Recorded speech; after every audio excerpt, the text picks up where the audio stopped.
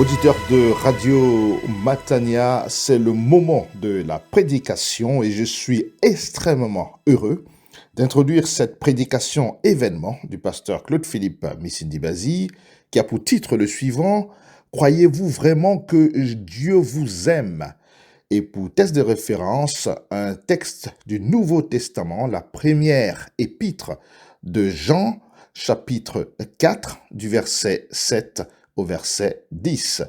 Croyez-vous vraiment que Dieu vous aime? 1 Jean chapitre 4, du verset 7 au verset 10. Cette prédication a pour objectif de répondre justement à cette question ou à la question qui constitue son titre. Dans cette prédication, nous aurons à nouveau et même avec plus de précision la définition de l'amour.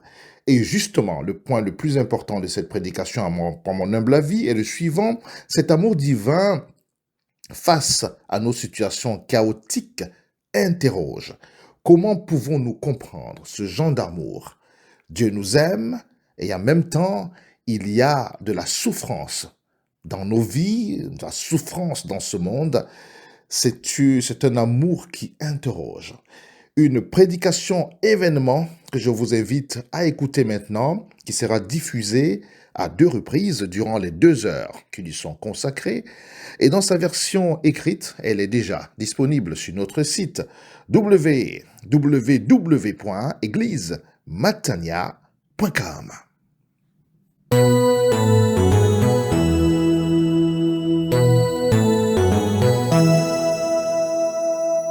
Je vous invite à poursuivre notre thème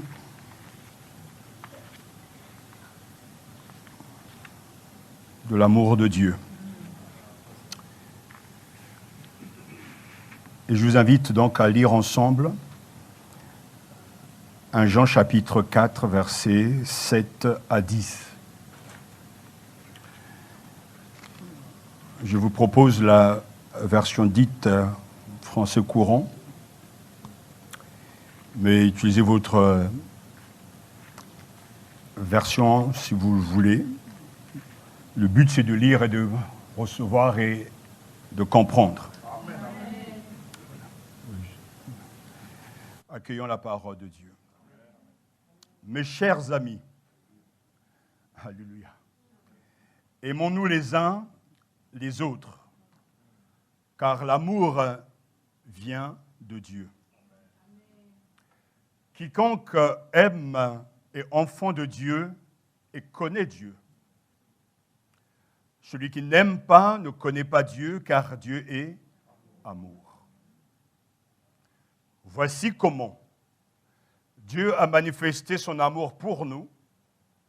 Il a envoyé son Fils unique dans le monde, afin que nous ayons la vraie vie par lui. Et l'amour consiste en ceci. Ce n'est pas nous qui avons aimé Dieu, mais c'est lui qui nous a aimés. Il a envoyé son Fils qui s'est offert en sacrifice pour le pardon de nos péchés. Amen. Prions. Tendre Père, après ce temps de louange et d'adoration, nous voulons poursuivre notre service d'adoration. En écoutant ta parole, en l'acceptant et en y répondant favorablement. Fais de nous des vrais disciples et donne-nous de t'aimer de mieux en mieux et de nous aimer aussi comme tu nous le demandes. Que ton Esprit Saint, qui est un esprit d'amour, continue à œuvrer au-dedans de nous pour nous convaincre et affermir à nos certitudes que Dieu nous aime. Père, je te remercie pour ce temps, la grâce que tu donnes à ton serviteur de parler en ton nom. Je suis conscient que je ne suis pas digne, mais c'est toi qui as appelé et c'est toi qui équipes, et à toi seul reviendra toute la gloire. Merci pour la réussite de ta parole, et merci pour tous ceux ici, présents, demain ou dans 10 ans, qui écouteront et seront sauvés. Au nom de Jésus-Christ. Amen. Prenez place, s'il vous plaît.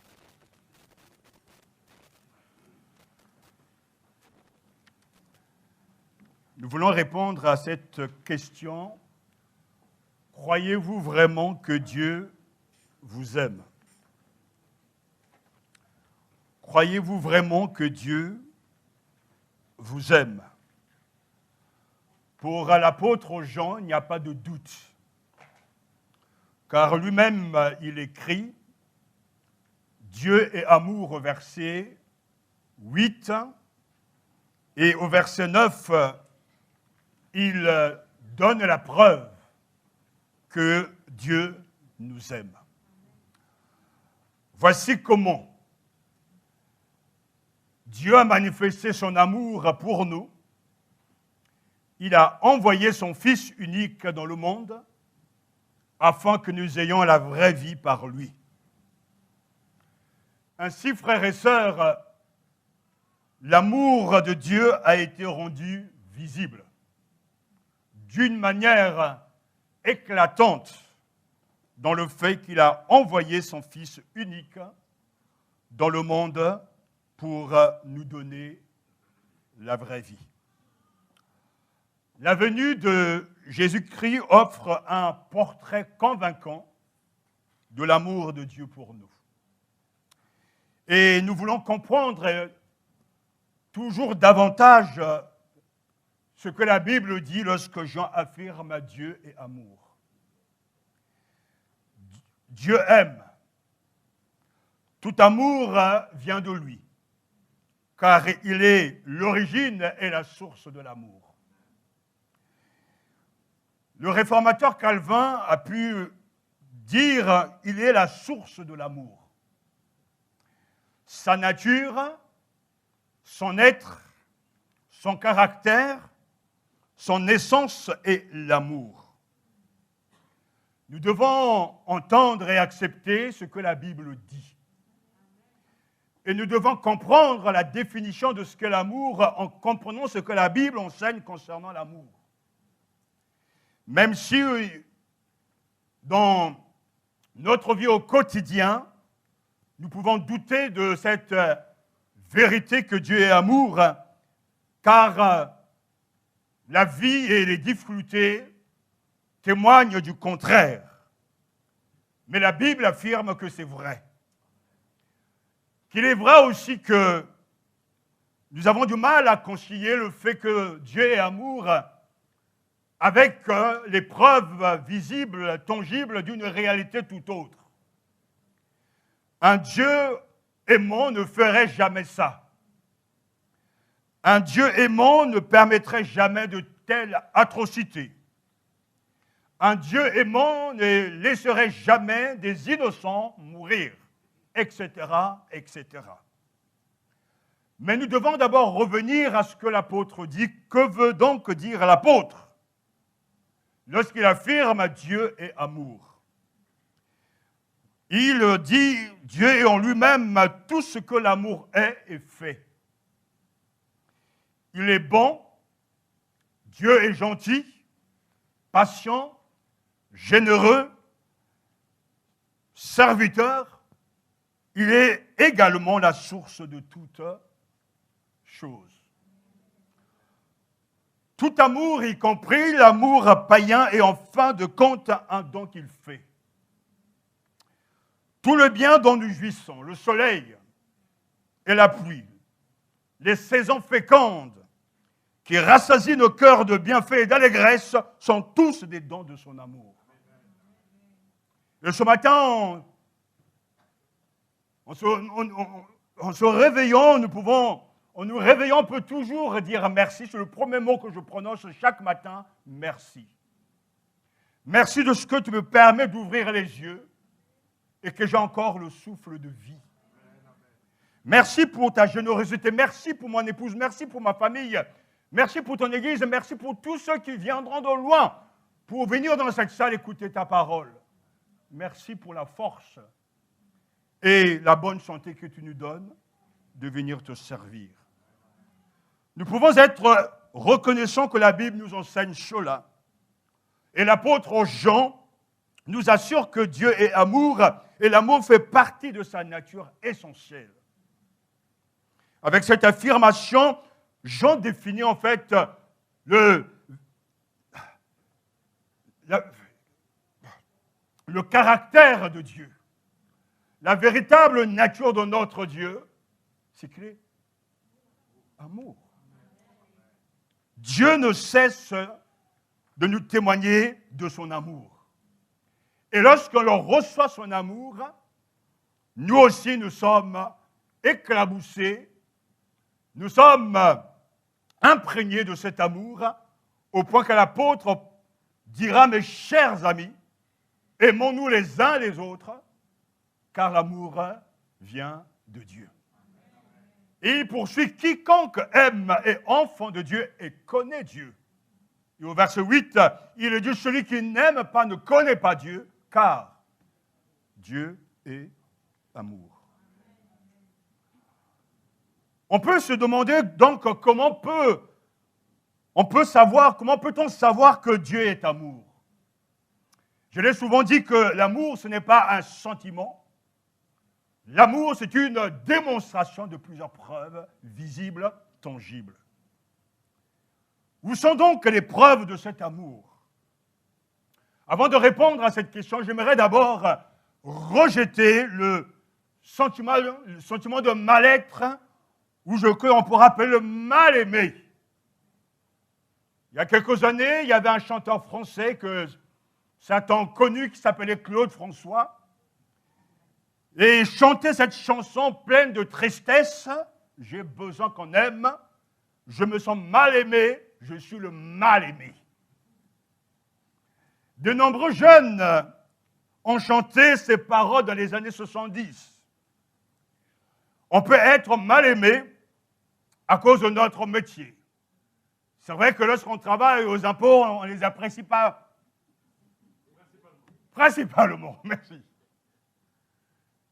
Lorsque on a une couleur, et la couleur de la peau n'est pas blanche, on peut être mal aimé.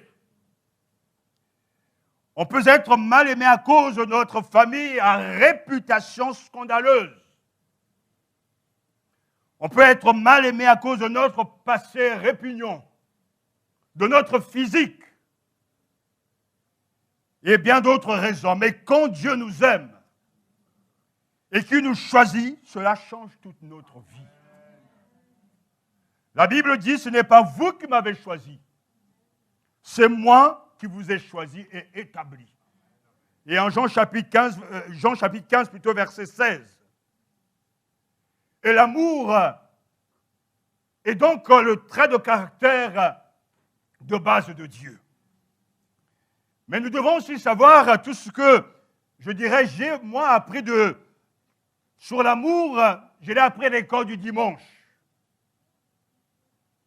Et ce petit cœur nous dit, Jésus même, je le sais, car la Bible me le dit. Dès l'enfance, la plupart d'entre nous ont entendu dire que Dieu nous aime. C'est vrai, n'est-ce pas? Et la Bible nous dit que l'amour est au cœur même de l'identité de Dieu. Nous venons d'entendre Dieu est amour. Et il poursuit dans cette même Bible, dans 2 Corinthiens plutôt, chapitre 13, verset 11, Paul écrit pour le reste, frères et sœurs, soyez dans la joie. Travaillez à vous perfectionner. Encouragez-vous. Vivez en plein accord dans la paix et le Dieu d'amour et de paix sera avec vous. Ces vérités sont si merveilleuses qu'elles figurent toujours parmi les premières choses que nous enseignons à nos enfants au sujet de Dieu. Et c'est vrai, Dieu nous aime. Mais j'aimerais vous dire aussi ce matin, n'allez pas croire que l'amour de Dieu n'est qu'un sujet pour les enfants. Ce sujet n'est certainement pas un jeu d'enfant. Et je l'ai souvent dit ici, que Jean chapitre 3, verset 16 reste pour moi le verset le plus difficile de toute la Bible. Car Dieu a tant aimé le monde qu'il a donné son Fils unique, afin que quiconque croit en lui ne périsse point, mais qu'il ait la vie éternelle. Vous entendez la première mention que « car Dieu a tant aimé le monde ». Mais quel monde? L'amour de Dieu soulève des questions très complexes et parfois dérangeantes. Et il m'arrive de fredonner cette chanson, de regretter pape du gospel André Crouch, ce chant qu'on a chanté jadis dans le passé, lorsqu'il pose la question « I don't know what Jesus loved me ». Je ne sais pas pourquoi Jésus m'a aimé. Dans cette chanson, il dit « Je ne sais pas pourquoi il s'est soucié de moi. Je ne sais pas pourquoi il a sacrifié sa vie. Oh, mais je suis heureux, si heureux qu'il l'ait fait. » Il a quitté son puissant trône de gloire pour nous apporter l'histoire de la rédemption. Il est mort, mais il est ressuscité, juste pour vous et moi. Oh, mais je suis heureux, si heureux qu'il l'ait fait. Où serais-je si Jésus ne m'aimait pas? Où serais-je si Jésus ne se souciait pas de moi? Où serais-je s'il n'avait pas sacrifié sa vie? Oh, mais je suis heureux, si heureux qu'il l'ait fait. Je ne sais pas pourquoi Jésus m'a aimé. Oh, je ne sais pas pourquoi. Je ne sais pas pourquoi il s'est soucié de moi. Oh, je ne sais pas pourquoi. Je ne sais pas pourquoi il a sacrifié sa vie. Oh, mais je suis heureux, si heureux qu'il l'ait fait. Alléluia. C'est un chant magnifique. Ces questions doivent être mûrement réfléchies et recevoir une réponse biblique. Nous devons admettre, frères et sœurs, que ces questions font partie des dilemmes les plus difficiles auxquels un pasteur, un théologien peut être confronté. Et j'aimerais vous dire en toute honnêteté, devant Dieu, je ne suis pas capable de répondre au pourquoi et aux contradictions d'un homme, Dieu qui aime, et nos situations chaotiques. Mais j'ai quelques éléments de réponse. C'est vrai que l'on peut s'interroger. Jean affirme Dieu est amour. Mais la réalité est tout autre au quotidien. Si Dieu est amour, pourquoi le monde est-il un théâtre de tragédie? Si Dieu est si aimant, pourquoi permet-il la souffrance de son propre peuple? Si Dieu a tant aimé le monde, pourquoi toutes ces souffrances, ces chagrins, ces misères, ces tortures, ces injustices et ces morts? Si Dieu est à la fois aimant et omnipotent, pourquoi le monde est-il un tel gâchis? Ce matin, je lisais un petit article face à l'extrémisme.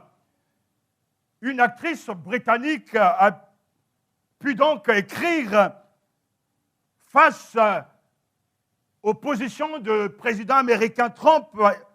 Elle a réagi en disant, en écrivant, « L'inhumain est perpétré sous nos yeux, je suis libre de le dire. » L'inhumain est devant nous. Des choses sont en train de changer. Où est le Dieu d'amour? Pourquoi un Dieu aimant permettait-il que les guerres, les nations puissantes écrasent les plus faibles? Comment un Dieu puissant peut permettre que des enfants meurent de faim alors qu'on arrive à gaspiller beaucoup d'argent pour s'armer davantage? Des milliards dépensés, soi-disant pour se protéger et pour détruire son prochain. Si Dieu est amour, pourquoi tant de catastrophes, tant d'innocents en train d'être balayés et tant d'angoisse dans ce monde? Si Dieu est le Père aimant de l'humanité, pourquoi n'agit-il pas comme un Père humain qui aime ses enfants? Pourquoi n'arrête-t-il pas tous ces dictateurs dans nos pays ne renverse pas des gouvernements. Parce que je le dis souvent, un seul dictateur renversé, c'est une bénédiction pour tout un tas de gens. Mais pourtant, ils restent là et certains même vieillissent au pouvoir. On ne comprend pas pourquoi Dieu ne les fait pas partir. J'allais dire un mot. Si Dieu est un Dieu d'amour, pourquoi a-t-il permis le péché en premier lieu? Et pourquoi la mort? Pourquoi cet arbre de vie et de la connaissance du bien et du mal? Il fallait carrément ne pas mettre cet arbre là-bas. On n'aura pas eu de problème. Mais Dieu sait ce qu'il fait. On dit aussi que Dieu est amour, mais pourquoi a-t-il choisi un peuple en particulier? Pourquoi nous avons-nous été élus et pas d'autres? Pourquoi un Dieu aimant verrait-il des gens en enfer alors qu'il aime le monde? Et que dirait celui qui sera dans le gouffre de l'enfer? Dit, mais si tu es amour, pourquoi je suis là? Quel genre d'amour est capable de contrôler le monde et d'envoyer une masse de gens dans les tourments éternels? Quel genre d'amour? Comment pouvons-nous comprendre ce genre d'amour? Telle est la question. Lorsque nous réfléchissons à nos propres questions difficiles sur l'amour de Dieu, nous devons faire très attention à ce que les questions elles-mêmes ne nous incitent pas à avoir des pensées inappropriées sur Dieu ou à développer des attitudes pécheresses à l'égard de son amour et de sa sagesse. En abordant les questions difficiles, frères et sœurs, sur l'amour de Dieu, il est essentiel de garder à l'esprit la tendance humaine à voir les choses sous un angle erroné. Nous ne pouvons pas comprendre Dieu. Nous ne pouvons pas comprendre un Dieu infini avec nos esprits finis. Ça, c'est la première chose qu'il faut retenir. Et nous péchons contre Dieu lorsque nous pensons de lui des choses qui ne sont pas dignes de sa gloire. Vous vous souvenez peut-être de la fin du livre de Job. Après toutes les souffrances de Job et les conseils de ses amis qui n'ont fait qu'ajouter à ses souffrances, Dieu a réprimandé non seulement les conseillers de Job, mais aussi Job lui-même, pour avoir entretenu des pensées sur Dieu qui n'étaient pas suffisamment élevées. Job et ses conseillers tentaient d'expliquer Dieu en termes humains. Et personne ne peut le faire. Il essayait de donner un sens à ce que Job traversait, mais leur incapacité à voir Dieu comme étant bien au-dessus de ses créatures avait faussé leur vision de ce qui se passait. Pour dire que nous ne savons pas tout. Parce que nous sommes des gens limités. Mais lui, le Seigneur Dieu, sait tout. Et il sait tout, il a toujours tout su, dès le commencement jusqu'à la fin. Et les conseillers donc donnaient de mauvaises réponses et Job posait des mauvaises questions.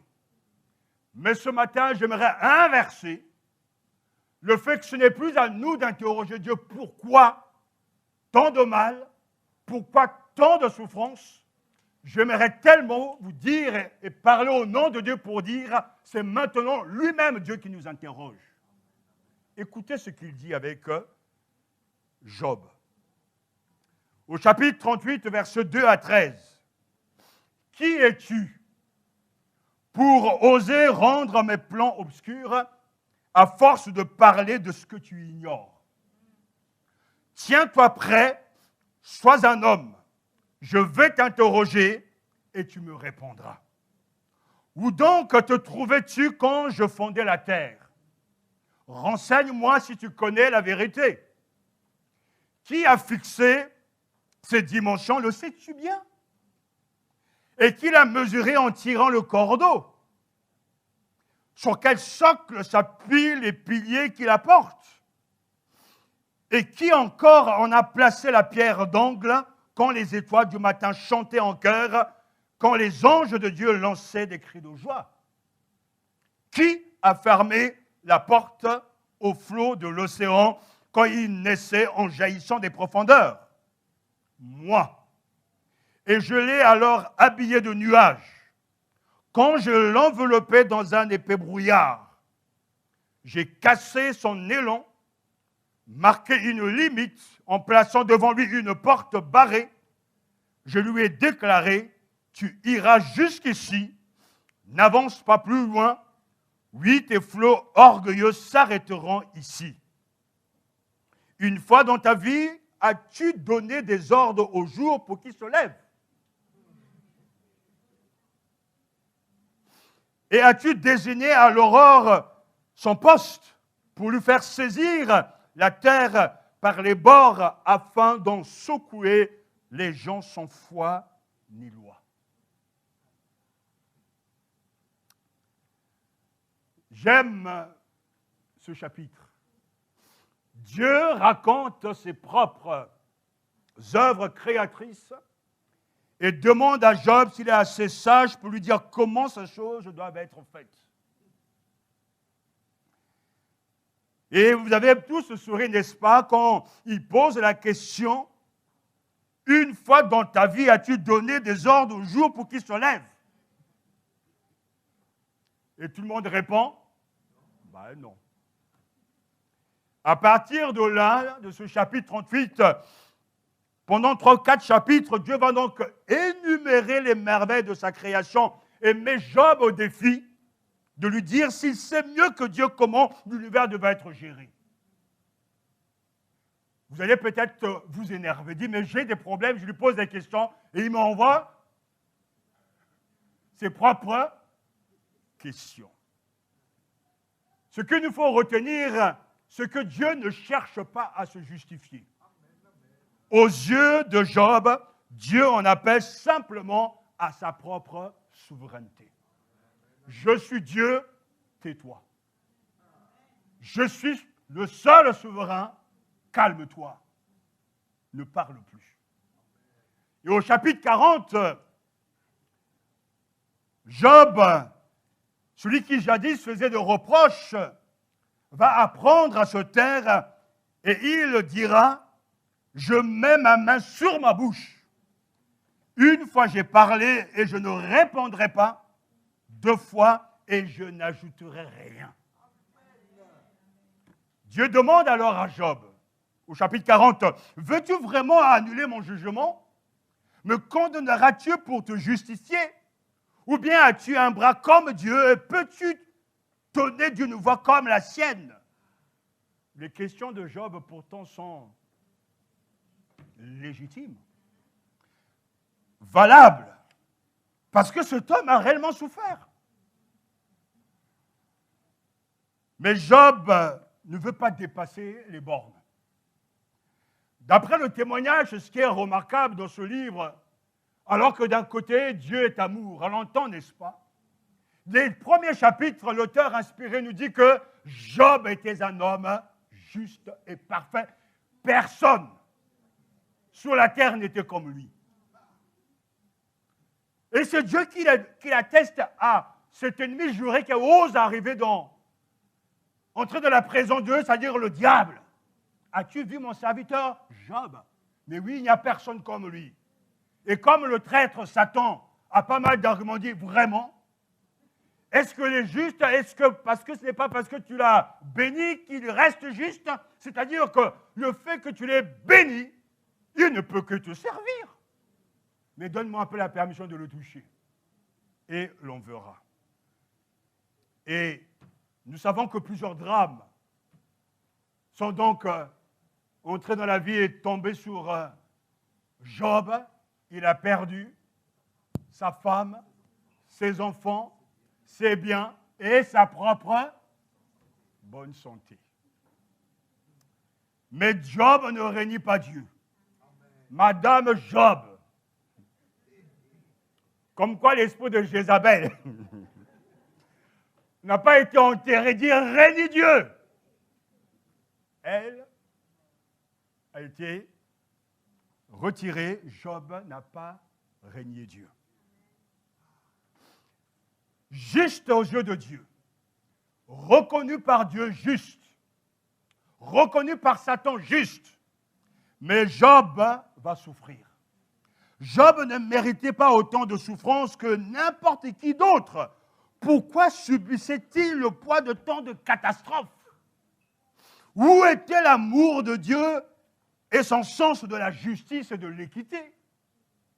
Il était inévitable que Job se débatte avec de telles questions très difficiles comme c'est le cas aujourd'hui. Dieu m'aime, mais je reste handicapé. Dieu aime, mais je n'arrive pas à m'en sortir financièrement. Dieu m'aime, mais les gens n'arrivent pas à m'aimer pour m'aimer en tant que tel, mais ils m'aiment avec un soupçon d'intérêt. Dieu m'aime, mais je n'arrive pas à m'en sortir de mon mariage. Dieu m'aime, je n'arrive pas à avoir d'enfants. Dieu m'aime, soi-disant, mais je n'arrive pas à me marier. Dieu m'aime, mais il m'arrive que des tuiles. Où est l'expression de ce si grand amour?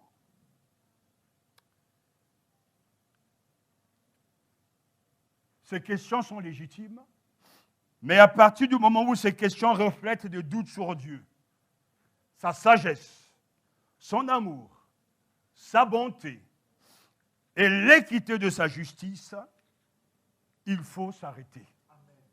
Job et ses amis ont dépassé les bornes. Ils évaluaient Dieu selon des critères humains. Ils avaient oublié cette grande vérité. Dieu est le potier. Nous sommes l'argile. Et l'argile ne peut pas dire au potier que tu m'as raté. Non, l'argile ne doit pas parler, l'argile ne doit pas s'exprimer. Dieu fait ce qu'il veut avec l'argile. Il peut donner la forme qu'il veut, parce qu'il est souverain. C'est en ce sens que Dieu les a vraiment réprimés, les amis de Job. Ce n'est pas des vrais amis, en fait. Parce qu'il faut lire ce livre pour se rendre compte que les vrais amis ne parlent pas comme ça. Le gars, il galère déjà. Il souffre. Et puis, il arrive à dire, mais est-ce qu'il n'y a pas un péché dans ta vie déjà? Mais enfin, on n'a pas besoin d'entendre ça. Je suis déjà carrément au fond du trou. Comment tu peux me encourager en parlant comme ça? Mais Dieu va justifier Job à la fin, n'est-ce pas? Et Job s'est immédiatement rendu compte de son péché. Au chapitre 42, verset 3, ce texte est magnifique. Il dit, qui ose, disais-tu, obscurcir mes desseins par des discours sans connaissance. Oui, j'ai parlé sans les comprendre, des choses merveilleuses qui me dépassent et que je ne connaissais pas. Lorsque nous réfléchissons à l'amour et la colère de Dieu, nous devons garder à l'esprit qu'à bien des égards, ces choses touchent à une connaissance qui nous dépasse. Oui, des choses qui nous dépassent.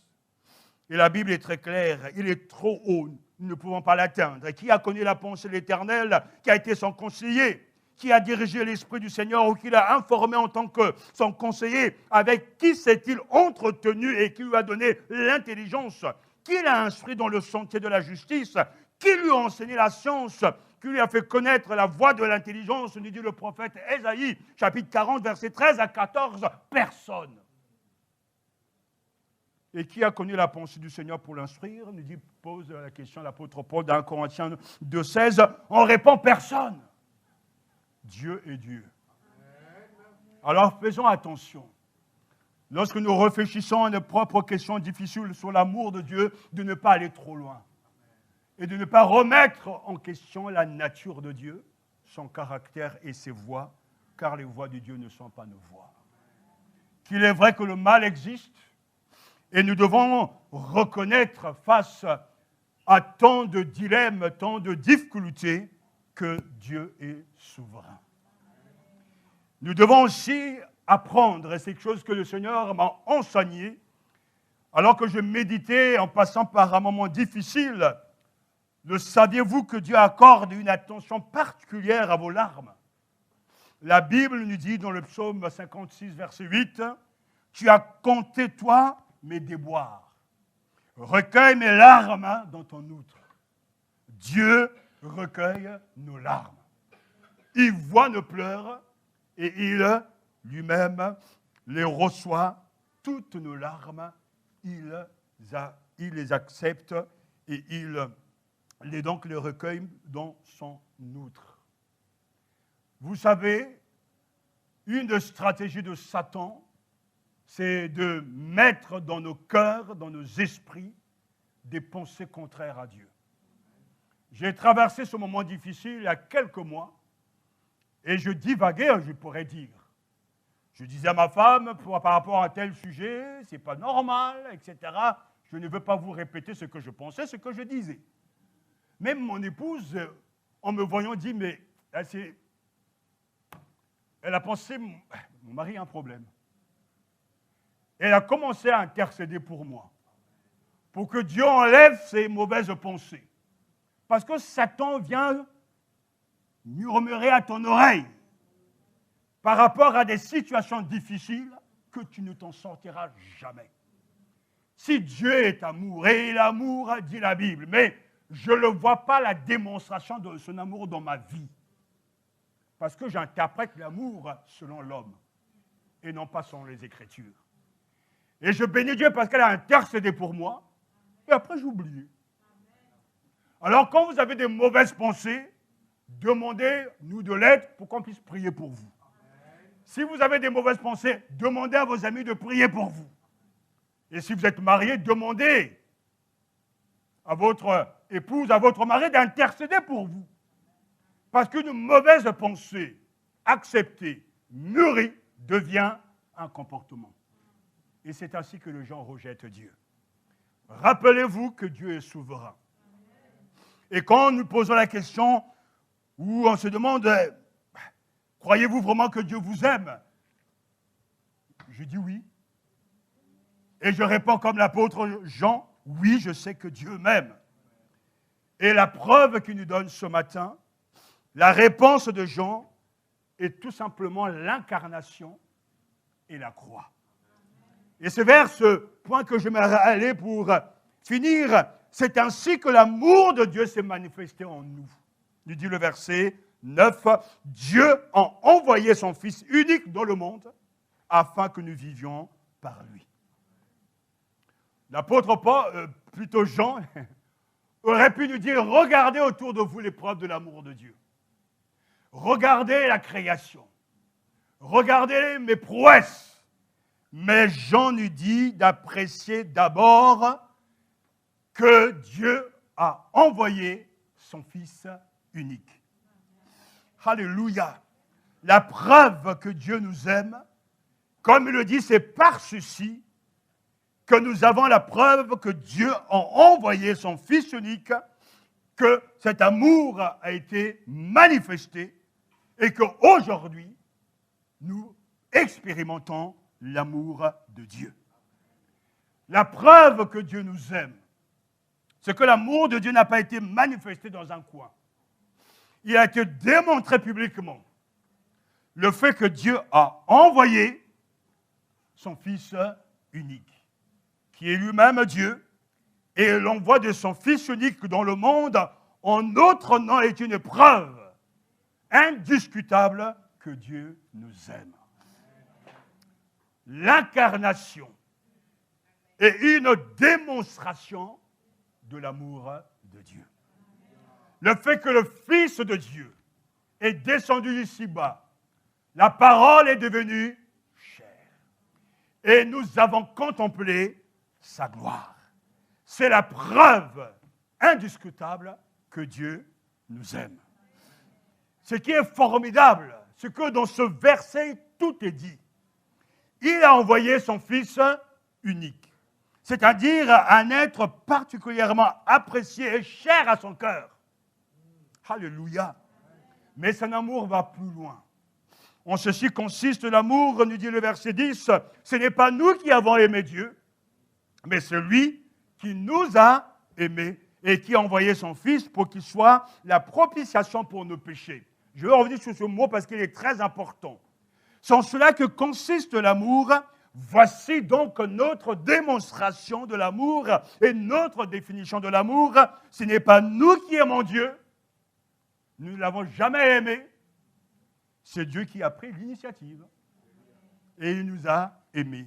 Comment il a envoyé son Fils? Pourquoi? Pour être la propitiation pour nous. Le mot grec ici, justement, important, le mot hilasmos, c'est un mot qui veut dire Christ est devenu le sacrifice expiatoire pour nos péchés. Et ce sacrifice expiatoire signifie deux choses. D'abord, il enlève les conséquences de nos péchés et il détourne la colère de Dieu de nous. Le Christ est devenu notre victime expiatoire. Et c'est ainsi que Dieu prouve son amour, alors que c'est lui qui nous a aimés en premier. Il donne son propre Fils à cause de nos péchés pour apaiser sa propre colère et rendre justice à son caractère et en même temps enlever les conséquences de nos fautes. Merveilleux Sauveur. L'apôtre, donc, nous aide à comprendre l'ampleur de l'amour de Dieu. Dieu ne s'est pas contenté d'envoyer son Fils, il a envoyé son Fils unique. Il n'a pas seulement envoyé son Fils unique, mais il a envoyé mourir. Et ce n'est pas pour mourir qu'il a été envoyé, mais pour mourir d'une mort qui lui a permis de satisfaire aux exigences de la justice de Dieu à l'égard du péché. Alléluia. Ça, il faut retenir, c'est très, très important. Et Calvin, mon réformateur préféré, a écrit « La croix est le principal exemple de l'amour de Dieu. » Alléluia. La croix est la preuve que Dieu est amour. Et comme nous l'avons dit, qu'il est plus qu'amour à cause de sa justice, le salaire du péché, c'est la mort. Mais le don gratuit de Dieu, c'est la vie éternelle. Alléluia. La croix est la preuve de la détermination inflexible de Dieu à faire en sorte que justice soit faite. Ce matin, regardez la croix. Et une bonne lecture de ce qui se passe. Cette croix nous dit que nos misères, nos maladies, nos fautes, nos crimes, nos adultères, nos égoïsmes ont été crucifiés. La croix nous dit et nous montre la manière, la façon la plus invraisemblable, c'est-à-dire de la haine de Dieu au sujet du péché. Si vous voulez comprendre la haine que Dieu a à l'égard du péché, regardez la croix. Oui. La croix témoigne que Dieu déteste le mal. La croix témoigne et prêche que le Christ, qui est sans péché, a pris notre place. La croix dit que Dieu est à la fois juste et justifiant. Parce que cette mort du seul juste était nécessaire pour calmer la colère de Dieu à notre égard. Et comme il n'y avait jamais dans le passé un bouc émissaire, un agneau sans tache, et que la succession des sacrifices amenait à voir et à contempler l'unique, le seul, le juste, Jésus-Christ, qui est devenu péché pour nous, malédiction pour nous, pour que nous soyons rachetés. Quand je regarde la croix, j'ai là la preuve, la démonstration la plus puissante que Dieu m'aime. Et c'est pour ça que je veux contempler toujours la croix. Je veux regarder toujours la croix, car c'est la preuve ultime que Dieu m'aime et qu'il a tout fait pour que je sois sauvé. Alléluia. La Bible dit très clairement, c'est lui que Dieu a offert comme une victime destinée à expier les péchés. Pour ceux qui croient en son sacrifice, ce sacrifice montre la justice de Dieu qui a pu laisser impunis les péchés commis autrefois. Romains chapitre 3. Alors que nous étions encore des pécheurs, le Christ est mort pour nous.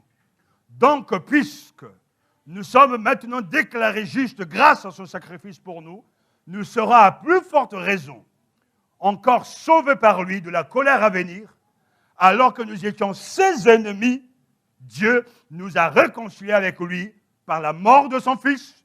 À plus forte raison, maintenant que nous sommes réconciliés, serons-nous sauvés par sa vie.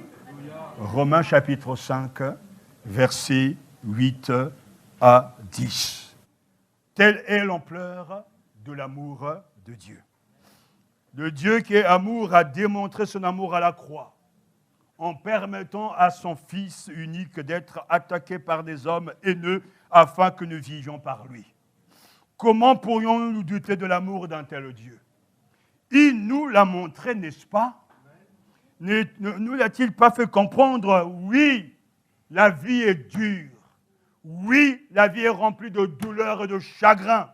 Oui, nous allons pleurer jusqu'à la fin de notre séjour terrestre. Cela signifie-t-il que Dieu n'est pas aimant? Non, Dieu nous aime. Si Dieu était aimant, il n'aurait jamais permis telle ou telle chose. C'est ce que l'on pense, c'est ce que l'on croit. Certes, les voies de Dieu ne sont pas nos voies et ses pensées ne sont pas nos pensées, mais la question de l'amour de Dieu a été très clairement expliquée. Car la seule affirmation que nous donne l'apôtre, Dieu est amour. Et il lui dit, voici comment Dieu a manifesté son amour pour nous. Il a envoyé son Fils unique dans le monde afin que nous ayons la vraie vie en son nom. Alléluia. Jésus a rendu possible un nouveau départ pour ceux qui acceptent son salut et un monde nouveau dans lequel la justice sera rendue et le mal vaincu.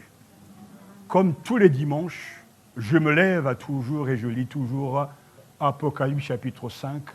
Et même en venant ici dans la voiture, je dis, Seigneur, je suis heureux de savoir et de connaître la fin. Dans ce même livre, au chapitre 21, verset 4, il est écrit, il essuiera toute larme de leurs yeux.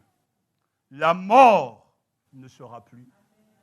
Et il n'y aura plus ni deuil, ni cri, ni douleur. Car ce qui existait avant a disparu. Ça, c'est la fin. Et c'est ce que Dieu fera pour tous ses élus. Croyez-vous vraiment que Dieu vous aime? Oui, je réponds, Dieu m'aime. L'amour de Dieu a été rendu visible d'une manière éclatante dans le fait qu'il a envoyé son Fils unique dans le monde pour nous donner la vie. Amen.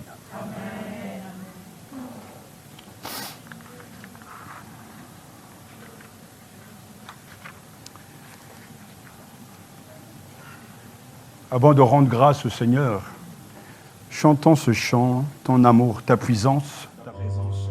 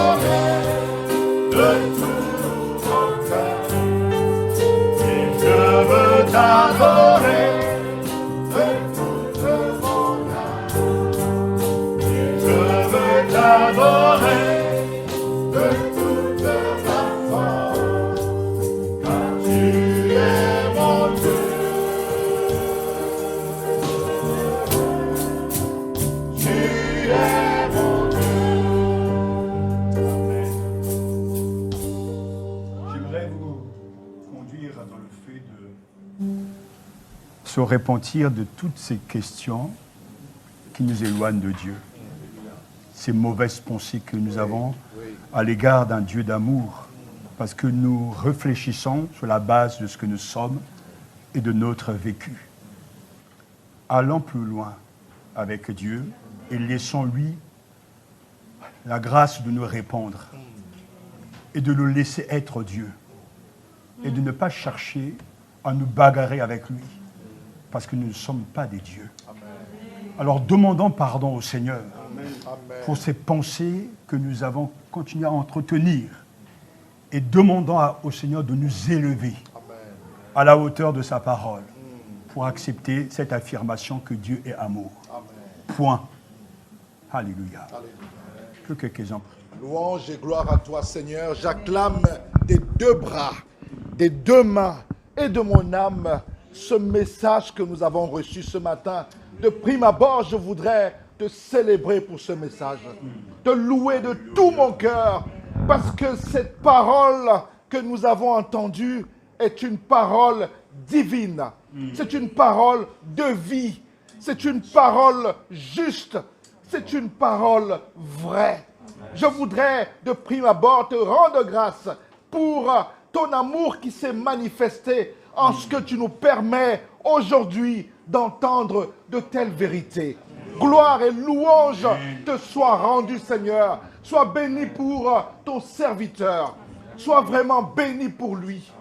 Pour la consécration de sa vie.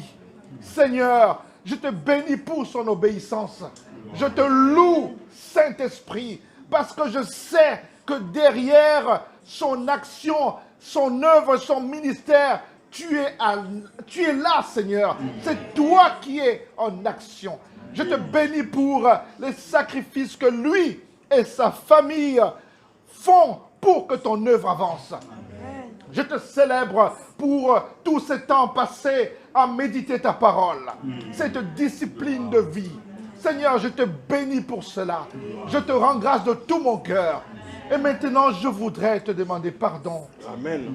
Pour toutes les fois où j'ai douté, où nous avons douté de ton amour. Seigneur, ces occasions sont quotidiennes. Alléluia. Tous les jours, devant la moindre difficulté, nous nous posons la question de ton amour, même de ton existence, de ta capacité à laisser ces difficultés imprégner nos vies. Seigneur, nous te demandons pardon. Pour toutes les fois où nous avons été juges devant toi, devant tes actions, où nous t'avons jugé.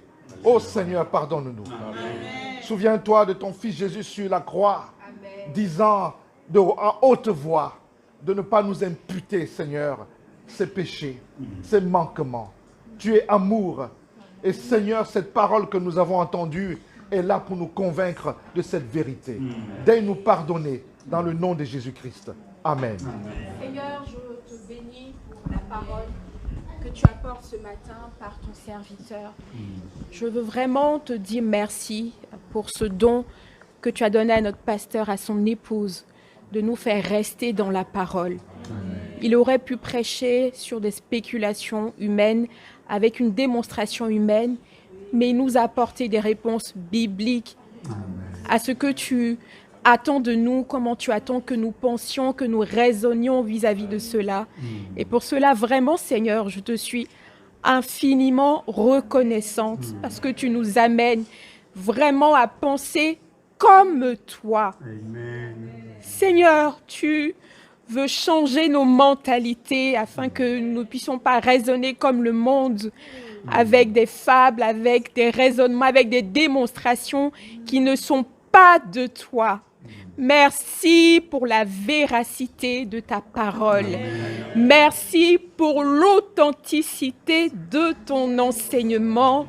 Et Seigneur, comme l'a dit mon frère et comme nous y invite le pasteur, nous voulons nous repentir de nos manières de penser, de nos doutes, de nos questions, de nos raisonnements à ton encontre, parce que tes pensées sont au-dessus des nôtres et nous devons simplement nous contenter de ce que tu nous dis. Ton amour envers nous, tu l'as prouvé en donnant Jésus-Christ comme victime expiatoire. Il est la réponse à couvrir les péchés que nous avons, il est aussi celui qui enlève la colère de Dieu vis-à-vis de nous. Nous voulons accepter cela et nous repentir de toutes nos questions et tous nos raisonnements injustes à ton égard. Sois béni pour chacun de mes frères, chacune de mes sœurs qui avons entendu cette parole et je te prie vraiment que nous l'acceptions. Modifie nos manières de raisonner, Seigneur. S'il faut, Seigneur, mon Dieu, vraiment notre intelligence a besoin d'être renouvelée. Et je sais que ta parole, elle a ce pouvoir de le faire. Fais-le, Seigneur, pour la gloire de ton nom. Amen. C'est vrai, Seigneur, que tes pensées sont au-dessus de nous. C'est vrai que tu es souverain. Tes voies ne sont pas nos voies. Tu es le potier, nous sommes l'argile. Et tu donnes au vase que tu fabriques la forme que tu veux. Et ce matin, nous nous repentons devant toi. Bien souvent, nous sommes en colère même contre toi. Bien souvent, nous te parlons même mal, Seigneur.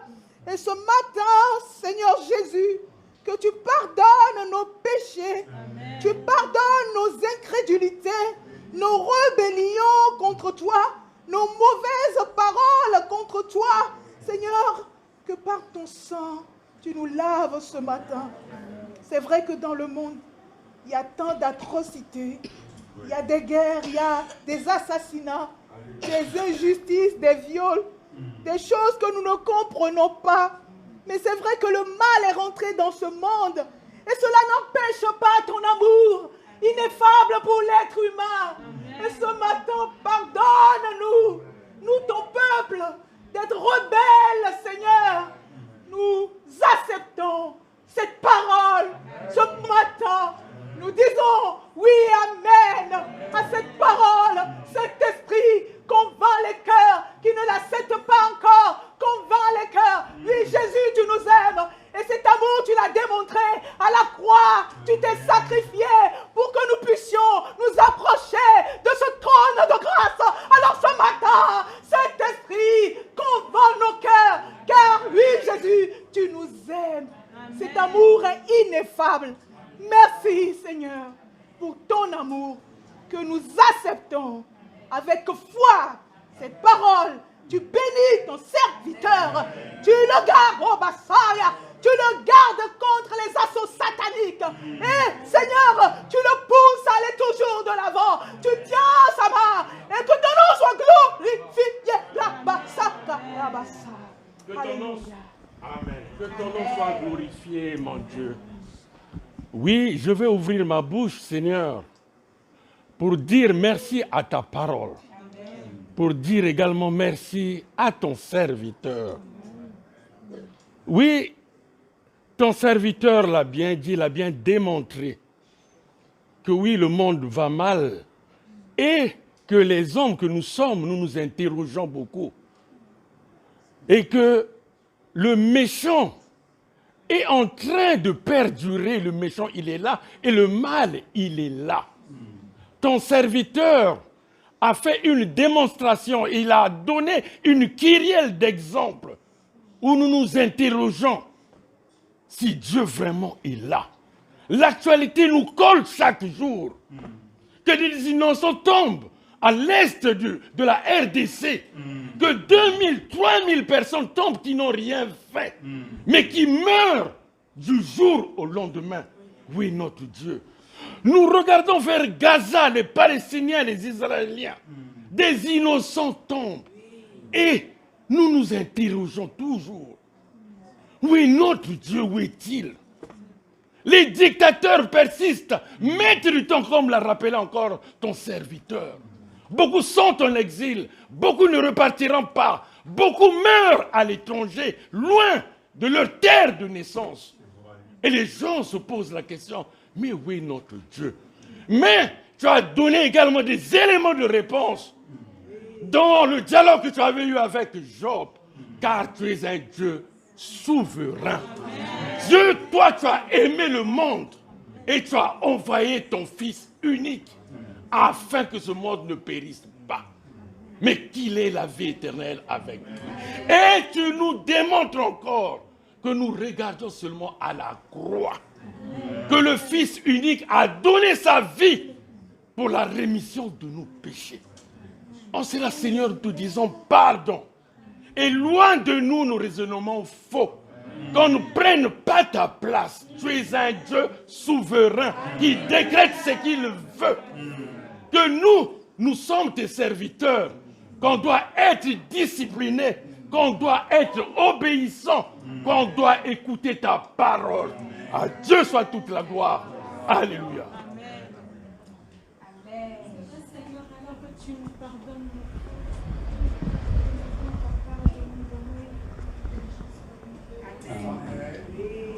alors que tu nous pardonnes, Papa, nous te demandons de te trouver, Seigneur, parmi ton peuple de vrais amoureux. Nous te demandons, Seigneur, de trouver parmi ton peuple, Seigneur, des personnes qui t'aiment réellement, Seigneur. Nous demandons, Seigneur, que tu nous ouvres les yeux. Tu as un agenda dans ces derniers temps, Seigneur. Donne-nous d'entrer dans ton agenda pleinement, Seigneur. Donne-nous de voir, Seigneur, au-delà des circonstances, Seigneur, de la vie. Donne-nous de voir les choses invisibles, Seigneur. Donne-nous, Seigneur Jésus, d'entrer pleinement dans ce que tu es en train de faire dans ces derniers temps, Seigneur. Et de ne plus nous laisser distraire, c'est vrai, par tous ces questionnements, ces interrogations, Seigneur, auxquelles nous ne pouvons pas répondre, Seigneur. Donne-nous de voir, Seigneur, les choses invisibles. Donne-nous de voir ce que tu es en train de faire, Seigneur. Au-delà, Seigneur, du mal, Seigneur. Au-delà de tout ce que nous voyons physiquement, Seigneur. Ô Seigneur, que ton règne vienne et que ta volonté s'accomplisse. L'Église dit, viens, Seigneur. Nous t'attendons, Seigneur. Nous attendons ton retour. Et nous voulons être ces soldats qui se lèvent pour toi, ces soldats disponibles pour toi, Seigneur. Nous voici devant toi, alors que tu recrutes ces derniers temps, Seigneur. Recrute-nous afin de faire ta volonté, Seigneur. Recrute-nous dans ton armée, Seigneur, afin de faire ta volonté, Seigneur. Merci pour le pardon, Seigneur. Merci parce que tu nous renouvelles encore ce matin. Merci, Seigneur, pour nos mentalités, que tu changes et que tu transformes. Merci pour les réponses que tu donnes ça et là, Seigneur. Nous t'adorons, Seigneur. Tu es Dieu, tu es souverain, c'est vrai. Gloire à toi parce que ta volonté va se réaliser. Tes projets vont s'accomplir, Seigneur. Merci pour ce que tu as prédit. Merci pour les prophéties qui vont se réaliser. Merci, Seigneur, parce que notre espérance va au-delà des choses visibles, Seigneur. Merci pour l'éternité, Seigneur. Merci pour la vie éternelle. Merci pour la nouvelle Jérusalem. Merci pour ce monde nouveau, Seigneur. Merci pour cette nouvelle terre, Seigneur. Merci pour cette nouvelle existence, Seigneur. Merci pour les choses à venir, Seigneur. À toi la gloire, Seigneur, notre Dieu.